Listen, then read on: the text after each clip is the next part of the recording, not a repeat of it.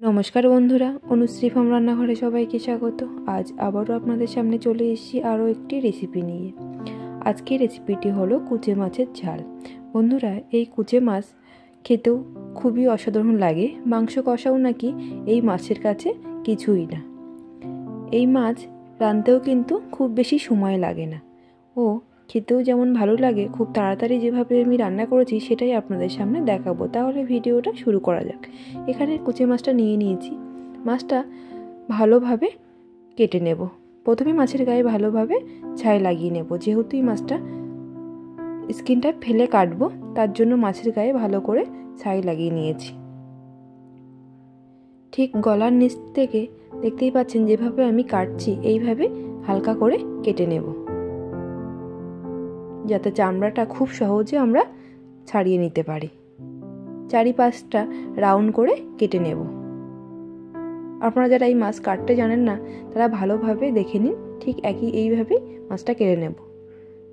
ছালটা এইভাবে কেটে নিয়ে তারপরে আস্তে করে টান দিলে মাছটা খুব ইজি ছাল থেকে ছাড়িয়ে যাবে। এই দেখুন। এবার ভিতরে যে খাদ্যর থলিটা আছে সেটাও কেটে ফেলে দেব, সাথে মাথাটাও ফেলে দেব। এই যে এই নাড়িটাও ফেলে দেব। ব্যাস, মাছ আমাদের কাটা হয়ে গেছে। এবার ছোট ছোট করে পিস করে নিয়ে নেব। এই যে মাছটা আমাদের কাটা কমপ্লিট। ভালোভাবে মাছ ধুয়ে নিয়েছি। দিয়ে দেব পরিমাণ মতো নুন ও সামান্য একটু হলুদ গুঁড়ো। নুন ও হলুদ গুঁড়ো দিয়ে ভালোভাবে মাছটাকে মাখিয়ে রেখে দেব। রান্নার জন্য নিয়ে নেব কড়াই গরম করে দিয়ে দেবো সর্ষের তেল। আমি এখানে পুরো রান্নাটা সর্ষের তেলে করব। দিয়ে দেবো কেটে রাখা আলুগুলো দিয়ে সামান্য একটু নুন ও হলুদ দিয়ে ভালোভাবে লাল লাল করে ভেজে নেব। এখানে আমরা আলু দিয়ে রান্না করব। আপনারা চাইলে শুধু কষা করতে পারেন। আলু ভাজা হয়ে গেছে, এইবার মাছগুলোকে ভেজে নেব। তেল ভালোভাবে গরম হয়ে গেছে, মাছগুলো এবার ভেজে নেব। মাছ ভালোভাবে লাল লাল করে ভেজে নেব। মাছ ভালোভাবে ভাজা হয়ে গেছে, এবার মাছগুলোকে আমরা একটা পাত্রে তুলে নেব। আলু ও মাছ ভালোভাবে ভেজে তুলে নিয়েছি।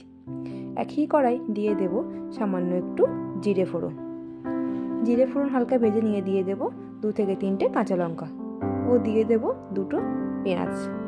কাঁচা লঙ্কা ও পেঁয়াজ ভালোভাবে একটু ভেজে নেব। পেঁয়াজ ও কাঁচা লঙ্কা ভালোভাবে ভাজা হয়ে গেলে দিয়ে দেব 1 চামচ রসুন বাটা। বড় চামচের 1 চামচই রসুন বাটা দেব। রসুন বাটা দিয়ে ভালো করে একটু ভেজে নিয়ে দিয়ে দেব 1 চামচ আদা বাটা দিয়ে ভালোভাবে ভেজে নিয়ে দিয়ে দেব কেটে রাখা টমেটো। আমি এখানে ছোট সাইজের 3টে টমেটো দিয়েছি, যাতে গ্রেভিটা ভালো হয়। টমেটো দিয়ে ভালোভাবে একটু কষে নেব। টমেটো গলার জন্য দিয়ে দেব পরিমাণ মতো নুন ও সামান্য একটু হলুদ গুঁড়ো। দিয়ে দেব 1/2 চামচ লঙ্কার গুঁড়ো, 1/2 চামচ ধনে গুঁড়ো ও 1/2 চামচ জিরে গুঁড়ো। সব মশলা ভালোভাবে কষিয়ে নেব। সাথে একটু তেল দিয়ে দিয়েছি। মশলার সাথে ভালোভাবে কষিয়ে নিয়ে মশলা দেখুন ভালোভাবে তেল ছেড়ে দিচ্ছে। আবারও একটু ভালো করে কষিয়ে নেব। মশলা যত ভালোভাবে কষাবো খেতে তত ভালো হবে। ভেজে রাখা আলু ও মাছগুলো এবার দিয়ে দেব। আলু ও মাছগুলো দিয়ে আবারও 1 থেকে 2 মিনিট ভালোভাবে কষিয়ে নেব, যাতে সব মশলাটা মাছ ও আলুর ভিতরে ভালোভাবে ঢুকে যায়। দিয়ে দেব 2 টুকরো তেজপাতা। মশলা ভালোভাবে লাল লাল করে কষিয়ে নেব। মশলা থেকে ভালোভাবে কষানো হয়ে গেছে ও তেল ছাড়ছে। এবার দিয়ে দেব পরিমাণ মতো উষ্ণ গরম জল।